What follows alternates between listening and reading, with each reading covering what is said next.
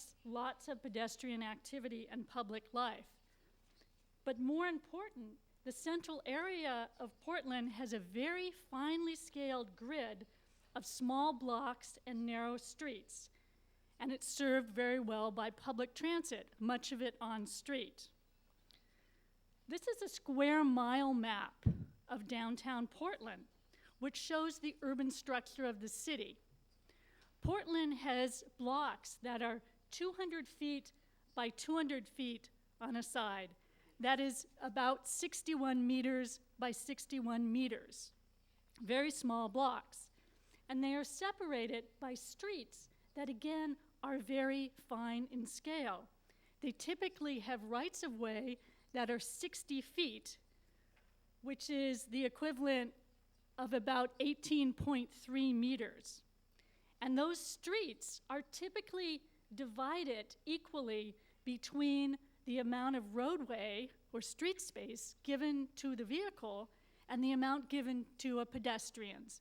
So a 60-foot wide street, 30-foot roadway, 15-foot sidewalks on either side is very typical. Now, if you compare Portland's grid with that of Manhattan, you'll see that it has twice as many blocks and twice as many intersections. These maps are both drawn to the same scale, a square mile of each city. For pedestrians, why this is important is because closely spaced intersections offer choice. They contribute to walkability because it's very easy for pedestrians to weave through a fine street pattern, and it's more difficult to weave through a larger, coarser-grained street pattern. Every intersection presents a choice. The street patterns of many modernist-designed cities and suburbs are not pedestrian-friendly because blocks are too big, streets are too wide, and pedestrian connectivity is disrupted. It's almost impossible to believe that these maps are drawn at the same scale as the map for Portland, but it is indeed the case. Some of our patterns that we're building in cities and suburban areas are wildly unwalkable because the scale is just too big. So the city of Portland understands that its fine grid is really important for making the city walkable. And when large pieces of land become available for development, such as in the Pearl District, the city requires that the same fine grid of blocks and streets be built in these new neighborhoods.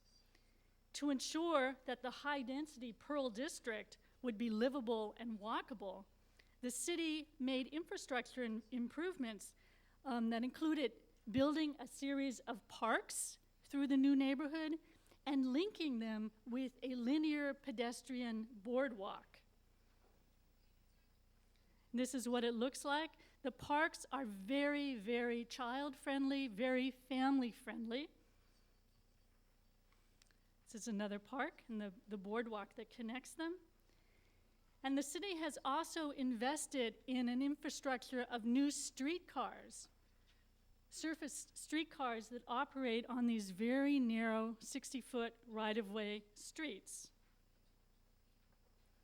So Portland also understands that walkable cities prioritize pedestrians in the very best places in the city.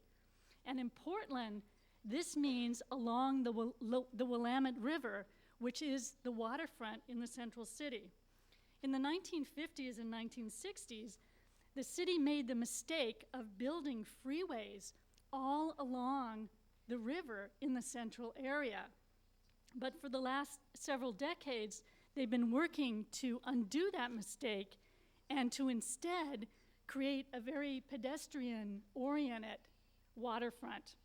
And so what they did is they took down the elevated freeway that ran along the western side of the river, and they built a new public promenade along the waterfront, which has become the most used public space in the city.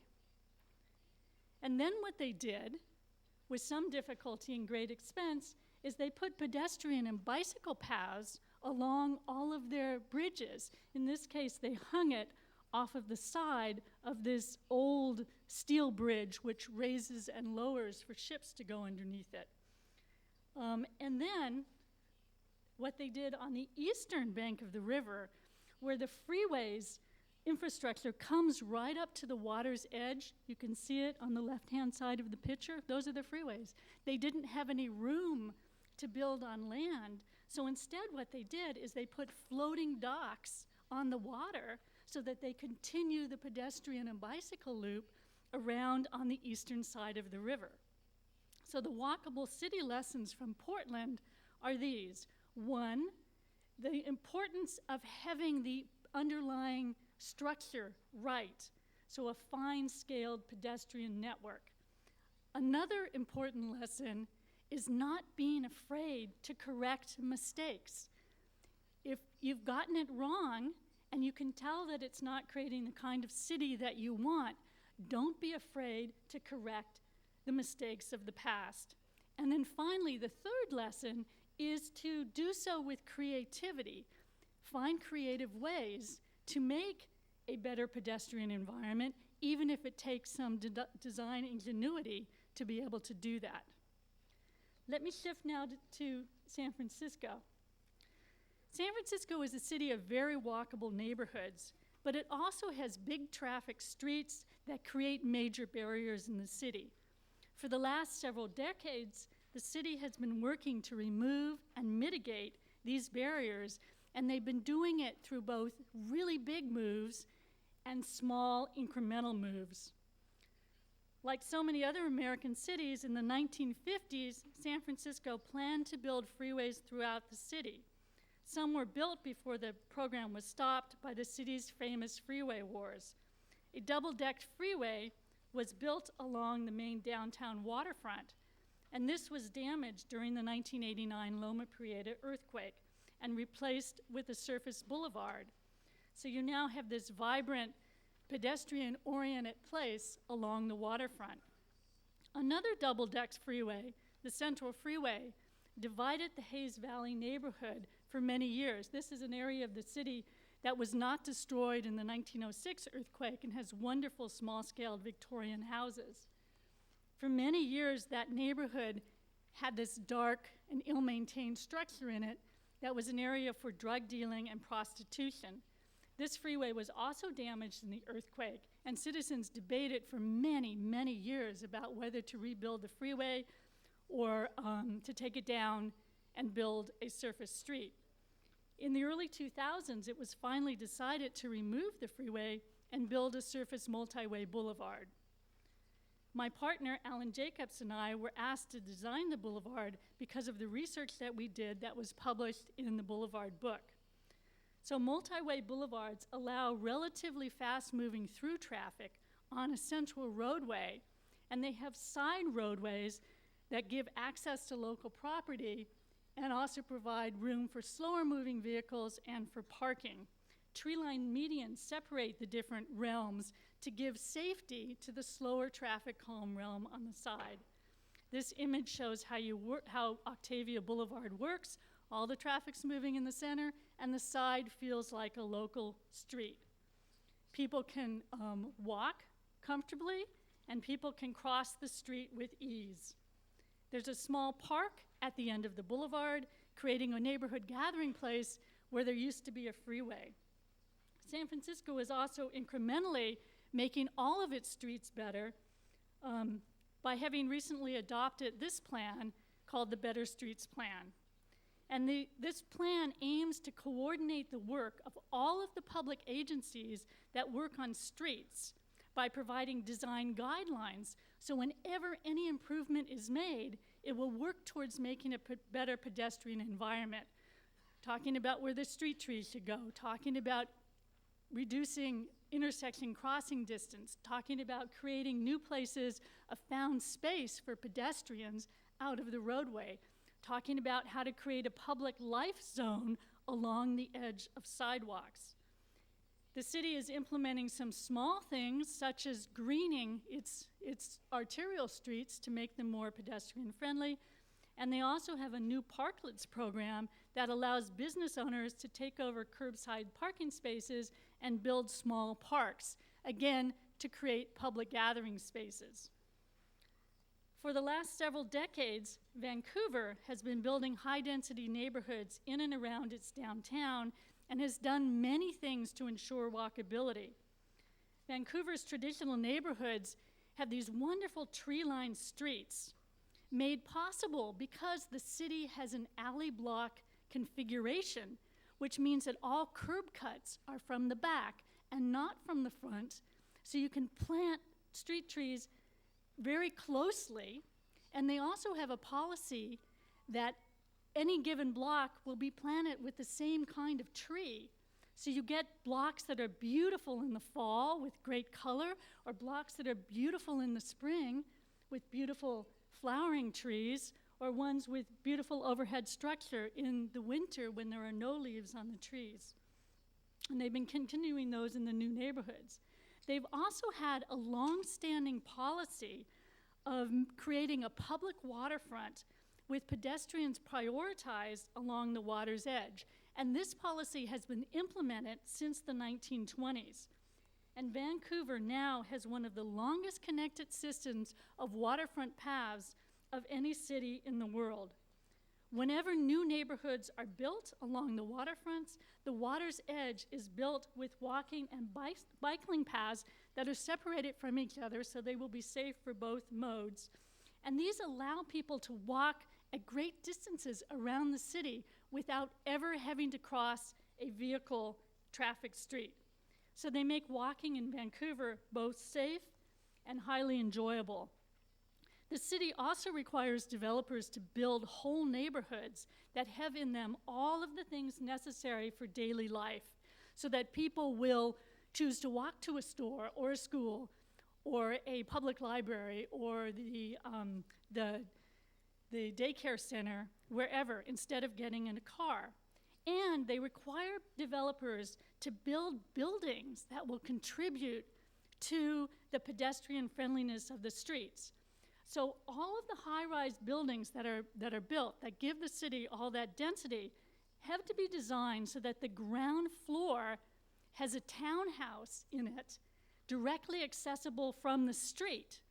So when you're walking around the streets, it's high density, but at the street level, it feels like, you know, a townhouse type of a pattern with lots of entrances on the street and little gardens and terraces in front of those.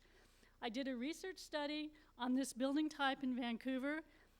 Those ground floor units are about 1.5% of all of the units built in these neighborhoods, but they contribute, you know, enormously to creating a pedestrian-friendly public realm. They're really important.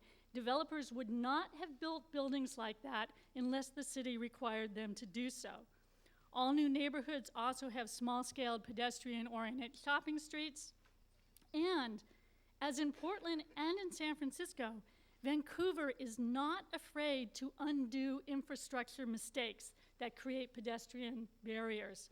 Several years ago, the city realized that this street, Pacific Boulevard, which is the main street in the new North False Creek neighborhood, was too wide and unsafe. They had required developers to build this streetscape, but then they looked at it afterwards and they said, my goodness, we got it wrong. The city came to us and asked us what we could do, how could it be redesigned. The interesting things are that on Pacific Boulevard, the lanes on the street are wider than anywhere else in the city. The entire city of Vancouver operates with travel lanes that are 3 meters wide. 3 meters wide.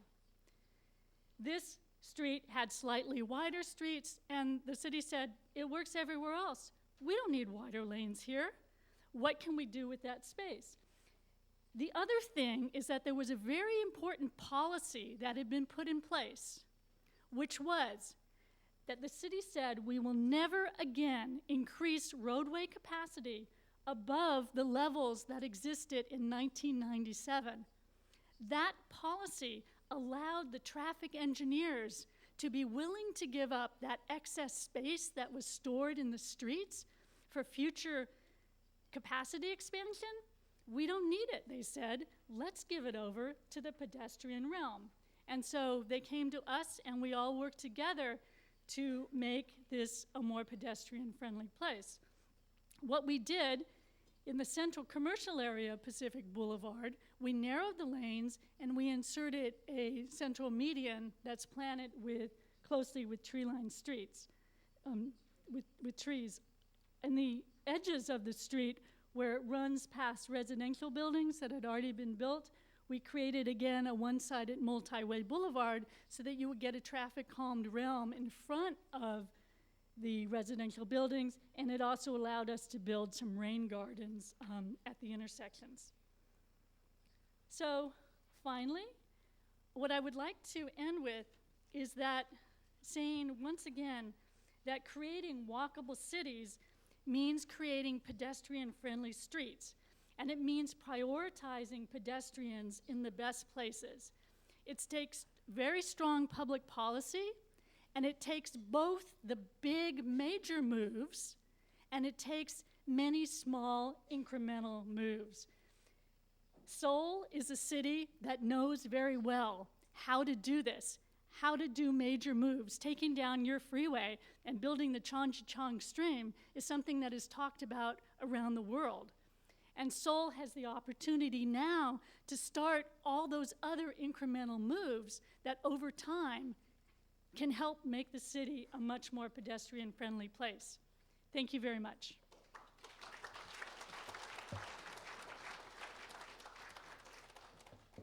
And I just need to add one more thing, which is that unfortunately, because of an unavoidable time conflict, I actually have to leave now and go get on a plane and fly back to Vancouver. So that's why I'm leaving now. I'm sorry I won't be here for the rest of the discussion. Thank you very much. 네, 지금 말씀하신 것처럼 바로 공항으로 가셔야 된다고 해서 좀 아쉽지만 보내드려야 되겠습니다. 다음은 중앙대학교 도시공학과 류중석 교수님께서 보행 환경의 계획 및 설계, 도시 경관 및 도시 설계적 관점에 대하여 주제 발표를 해주시겠습니다. 류 교수님께서는 대한국토도시계획학회의 상임이사, 한국도시설계학회 학술위원장을 역임하고 계십니다. 큰 박수로 다시 한번 환영해 주시기 바랍니다.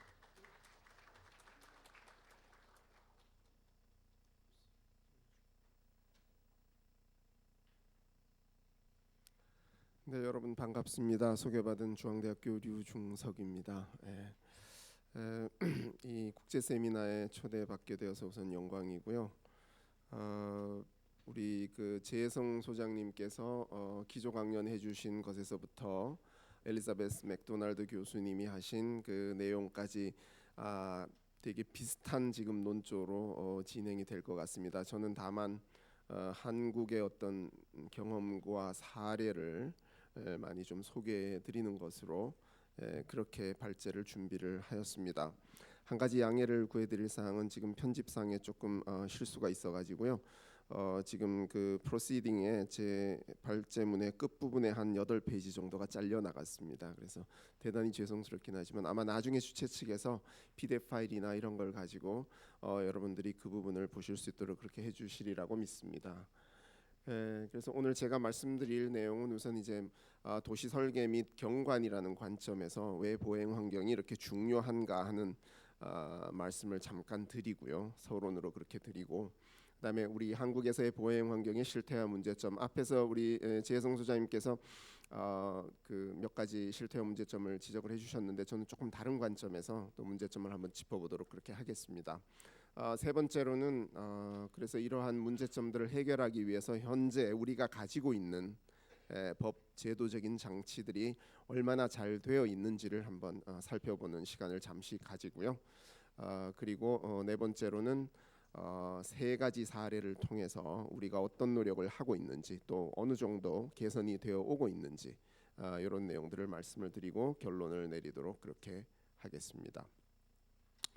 그래서 제가 사실은 얼마 전까지 한국 경관학회장을 지냈었고요. 도시설계학회에서도 부회장을 지내고 해서 이제 이 분야에 상당히 많은 그 프로젝트와 여러 가지 이제 학술적인 내용들을 좀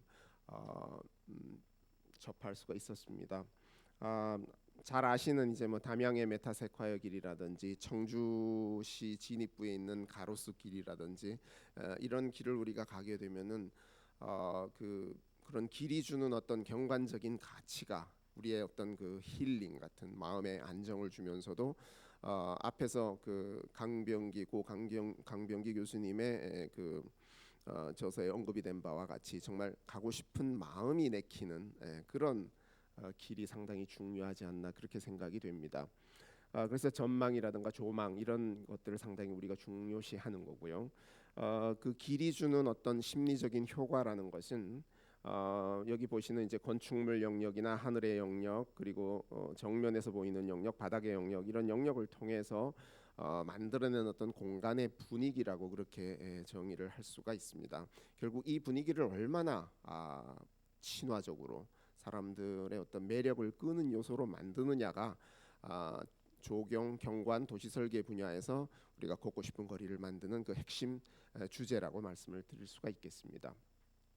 실질적으로 도시 설계의 영역이라는 측면에서 본다면은 이 사진에서 보고 있는 바와 같이 우리가 보고 있는 거의 대부분이 도시 설계가 다루는 영역 안에 들어가고 있습니다. 건축물의 크기인 용적률에 관련된 사항들, 건축물의 재료, 색채, 스트리트 퍼니처들, 건물의 용도까지도 이제 이 보행 환경에 영향을 미치고요. 간판이라든가 여러 가지가 있습니다. 그래서 거의 대부분이 사실은 도시 설계나 경관의 영역 안에서 우리가 가고 싶은, 걷고 싶은 그런 거리를 만들 수 있다는 말씀을 드리고요. 그다음에 우리의 문제점을 한 세 가지 정도 사례를 가지고 말씀을 드리고자 합니다. 첫 번째는 오늘 여기 오시면서 여러분들이 지나치셨을 이 국가 상징 가로인 이 세종로입니다.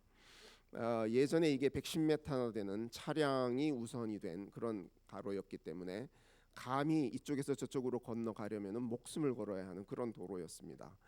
그 이후에 이제 많은 건축계 그 교수님들이 많은 이의 제기를 하셨고요. 그래서 이제 오늘날의 모습으로 이렇게 바뀌긴 했습니다만 여전히 앞서 말씀드린 도시 설계나 경관의 측면에서 보면은 상당히 아쉬운 점이 많은 그런 가로입니다.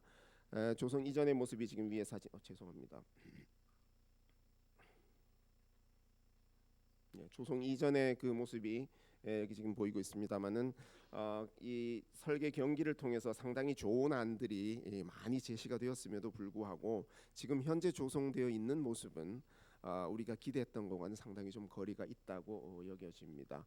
그래서 그 문제점을 제가 몇 가지 포인트로 좀 정리를 했습니다. 첫째는 너무 권위적이라는 겁니다.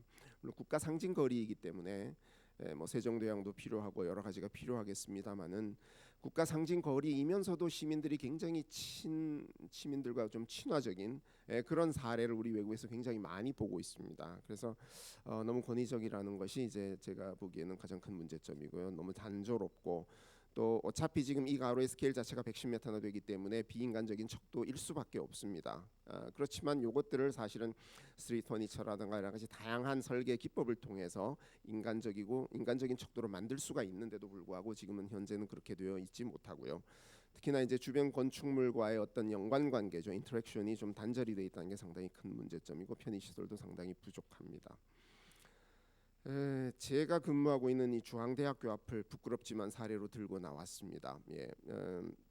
지금 여기 보시는 바와 같이 학교 지금 정문 쪽이고요. 정문 쪽은 이제 학교가 굉장히 그 환경 개선 사업의 일환으로 해서 시민들에게 공개하는 공간을 많이 만들어 놓았습니다. 그런데 바로 요 지역만 벗어나면은 여기서부터는 지금 보시는 저희가 한 3만여 명의 학생이 지금 다니고 있는 학교입니다. 대학원까지 포함을 해서요. 근데 지금 그 앞에 정문으로 들어가는 도로가 두 사람이 지나가면은 어깨를 부딪혀야 하는 정도로 좁은 보도입니다. 관건이 되었던 거는 뭐냐면은 이 건물이 최근에 신축이 되었는데 이 건물을 지을 때 사실은 우리가 셋백을 좀 시켰어야 된다라고 강력하게 주장을 했음에도 불구하고 용적률을 더 준다든지 그런 방법이 충분히 있었음에도 불구하고 그런 부분이 실현이 되지 못했다는 것입니다. 그래서 물론 또 상점 중에서 굉장히 인기 있는 상점 앞에는 이제 사람들이 줄을 서서 이렇게 음식을 구매를 하는데 그게 보행자들에게 엄청나게 방해를 주는 그런 요소로 작용을 하고 있습니다. 그래서 기본적으로는 이제 이런 굉장히 오래된 도시 구조에 대학이 입지를 하게 됨으로 인해서 보행로를 확보하는 데 상당히 큰 한계가 있습니다. 도시계획적으로 한계가 있고요. 앞서 말씀드린 셋백이라는 수단이 있음에도 불구하고